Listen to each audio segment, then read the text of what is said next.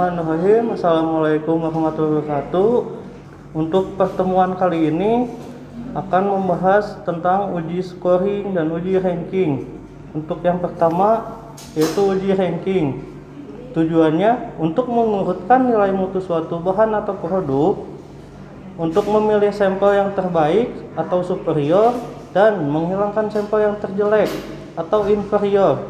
Prinsipnya yaitu berdasarkan pemberian nilai atau ranking terhadap kesan dari sampel, di mana semakin tinggi nilai, maka semakin rendah mutu produk. Berikut adalah format hasil pengamatan dari uji ranking, yaitu pertama, isi nomor bilik pada pojok kanan atas, lalu kedua, nama dan tengah pengujian, jenis sampel, kopi, lalu instruksi. Berikan penilaian terhadap atribut, contoh aroma khas kopi dari sampel tersaji, nilai 1 untuk sampel dengan mutu terbaik dan nilai 4 untuk sampel dengan mutu terburuk. Lalu diisi kode sampelnya dan nilai ranking dari 1 sampai 4. Lalu komentarnya yaitu tulis kode sampel yang memiliki mutu terbaik. Buka tudung saji. Silahkan nilai atribut aroma khas kopi. Sampel yang digunakan pada praktikum kali ini adalah kopi. Selain sampel tersebut, terdapat sampel lain, yaitu teh.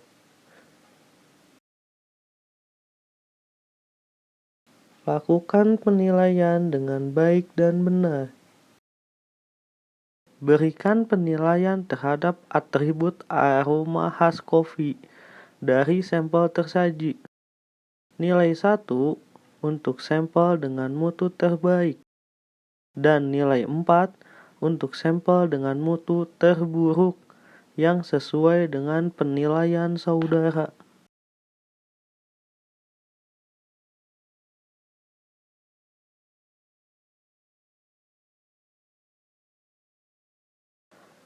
Setelah melakukan penilaian pada seluruh kode sampel, jangan lupa untuk mengisi komentar dengan menyatakan satu kode sampel sebagai mutu yang terbaik. Jika lembar hasil pengamatan pribadi telah terisi seperti ini, kita pindahkan ke lembar hasil pengamatan kelompok. Isi pada bagian bilik kelima. Kemudian, jika nilainya telah terinput seluruhnya dari masing-masing panelis atau bilik, kita ubah nilai DA menjadi nilai DT.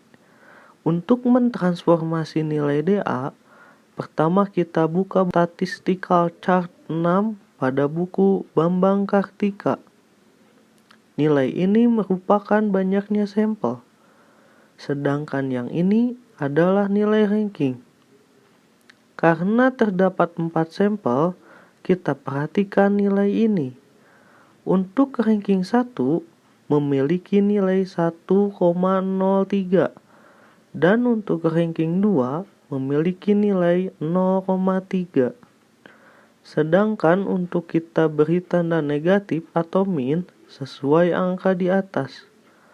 Maka ranking 3 adalah min 0,3 dan ranking 4 adalah min 1,03. Kembali ke lembar hasil pengamatan kelompok.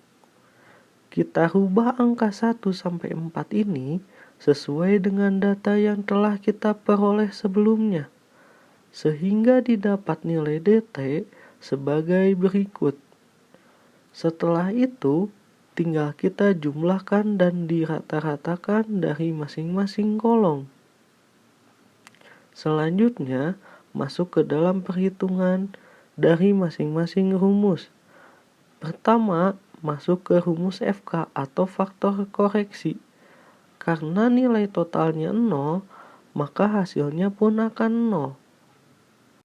Masuk ke JKS, di mana jumlah sampel adalah hasil penjumlahan dari atas ke bawah, yaitu min 3,82, min 0,30, dan seterusnya, dibagi jumlah penulisnya yaitu 11. Di JKP, Gunakan data dari penjumlahan dari kiri ke kanan, yaitu nilai berikut.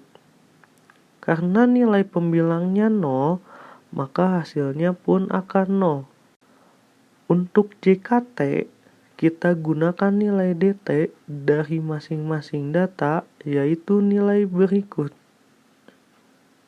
Setelah mendapat nilai JKS, JKP, dan JKT, kita masukkan ke dalam rumus JKG.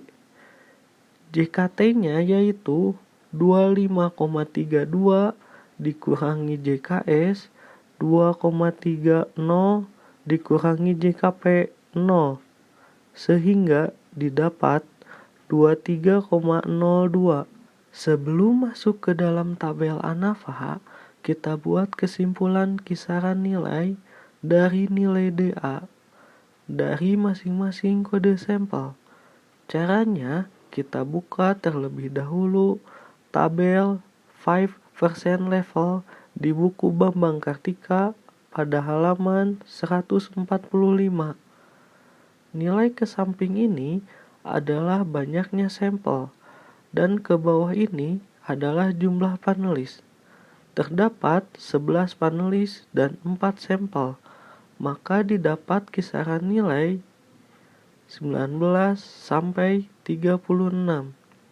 Ketentuannya, jika nilai kurang dari kisaran nilai, maka mutunya sangat baik. Jika berada di antara kisaran nilai, mutunya baik.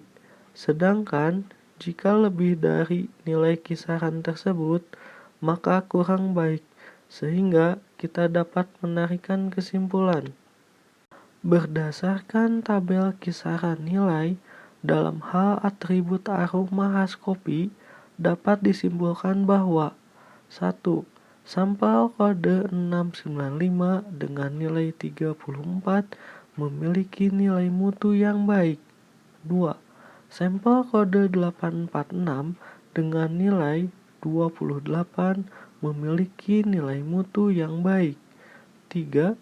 Sampel kode 541 dengan nilai 26 memiliki nilai mutu yang baik.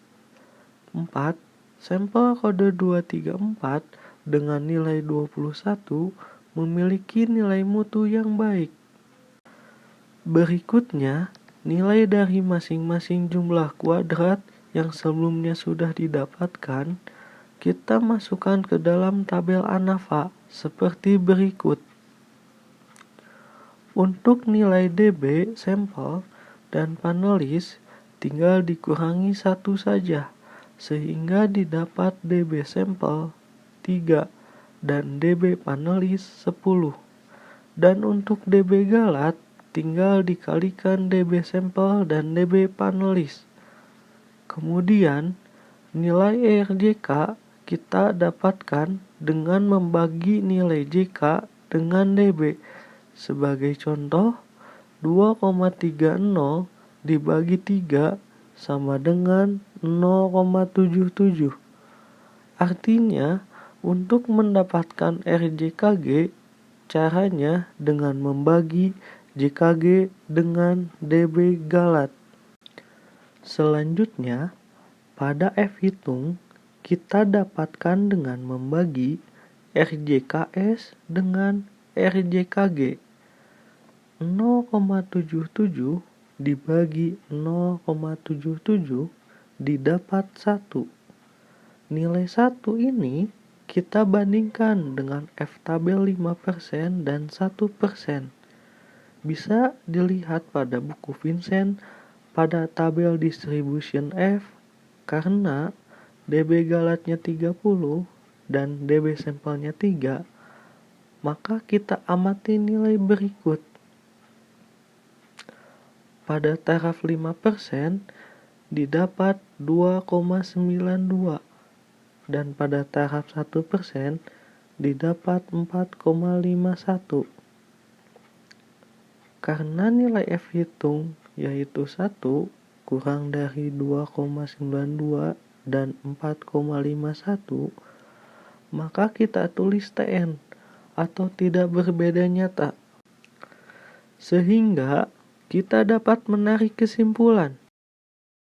Berdasarkan tabel ANAFA, dapat disimpulkan bahwa dalam atribut aromahas kopi, F hitung lebih kecil dari F tabel pada tahap 5% dan 1%, maka kode sampel 695, 846, 541, dan 234 dinyatakan tidak berpengaruh nyata sehingga tidak perlu dilakukan uji lanjut Duncan.